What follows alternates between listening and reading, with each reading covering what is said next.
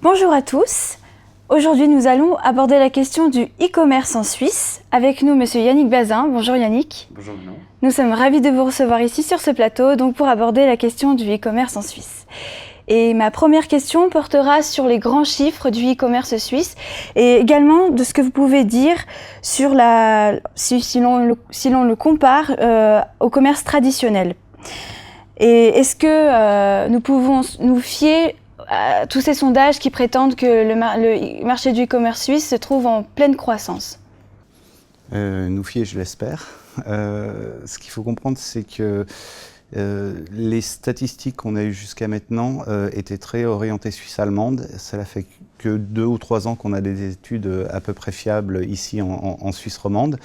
Donc je vous confirme que la croissance est là, puisqu'on a une croissance à 2 chiffres enregistrée depuis 5 ans sur la partie du e-commerce. Jusqu'ici, elle était autour des 15-16%. Et cette année, on note un petit tassement, puisqu'elle est estimée par l'Association suisse de vente à distance à 12%. Le tassement s'explique, c'est que on a le franc fort, puisque toute la partie export a été impactée directement par les ventes en ligne des e-commerce en Suisse.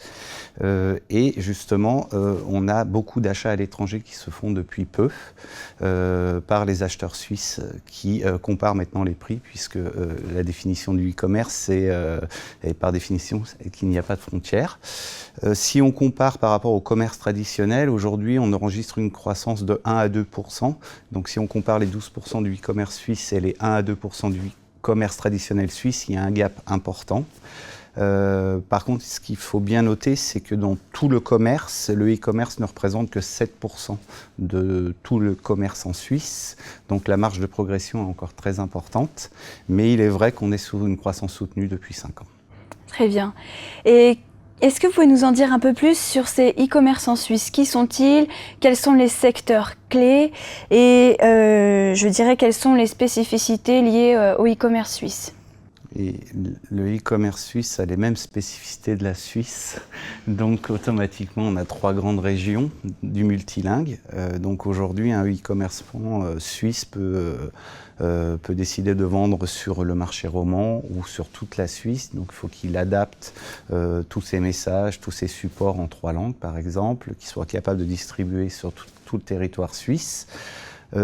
Une des autres spécificités, c'est qu'on a des frontières en Suisse, même si je dis que le e-commerce est international. Donc c'est quelque chose à prendre en compte, c'est que si on veut être e-commerçant suisse, en Suisse, généralement on se concentre sur le marché suisse. L'export avec le franc fort depuis peu est très difficile puisque les délais de livraison sont longs, il faut passer les procédures douanières, se battre contre des concurrents internationaux à prix beaucoup plus bas. Donc les spécificités, je dirais, elles sont liées au pays, mais d'un autre côté, ces barrières, finalement, ces frontières protègent le e-commerce en Suisse, puisqu'on a très peu d'acteurs internationaux encore qui sont aventurés sur le marché suisse. Exception faite, et là, c'est une donnée très importante, il y a quelques semaines, Amazon propose en fait les frais de livraison gratuits pour toute commande effectuée en France, en Italie ou en Allemagne, à partir de à peu près 50 francs. Donc ça veut dire qu'un des gros poids lourds concurrents donc, de e-commerce en Suisse, finalement, a décidé de mettre cap sur la Suisse. On l'avait vu il y a quelques années avec la société Zalando, qui depuis l'Allemagne pénétrait le marché suisse, mais là, Amazon a frappé un grand coup. Aujourd'hui, la spécificité suisse, elle est aussi liée au Swissmade.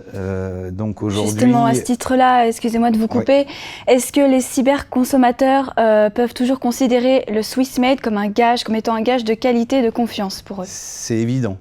C'est évident, ça a toujours été, qu'il y ait e-commerce ou pas e-commerce, puisque le e-commerce n'est que la transposition du commerce traditionnel via un nouveau canal de distribution. Donc le Swissmade a toujours la cote. Il faut juste voir que le Swissmade, quand on le voyait en commerce traditionnel, dans un magasin, dans un shop, on est en face du produit, on apprécie, on sait que c'est Swissmade, on le prend. Là, ici, on est sur un outil planétaire qui nous permet quand même de comparer. Et il y a un moment où le prix entre en jeu, puisqu'aujourd'hui on est sur des gaps, sur des produits. Alors, il y a le Swissmade tel qu'on le connaît, les montres, le chocolat, tout ça, c'est des chasses gardées et ça restera toujours du Swissmade. Mais sur d'autres produits, ça devient un peu plus difficile de se battre à l'international avec des énormes gaps de prix. Donc, le Swissmade est là et je pense qu'il a une valeur beaucoup plus ancrée pour les 30 ans et plus.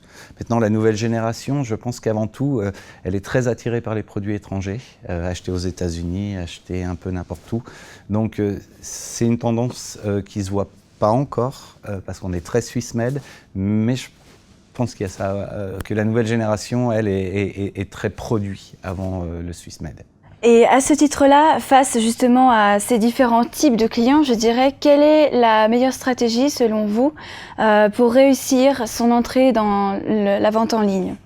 Alors, l'entrée dans la vente en ligne, j'aurais tendance à dire que c'est un peu tard parce que le marché est assez mûr, il y a beaucoup d'acteurs qui sont présents.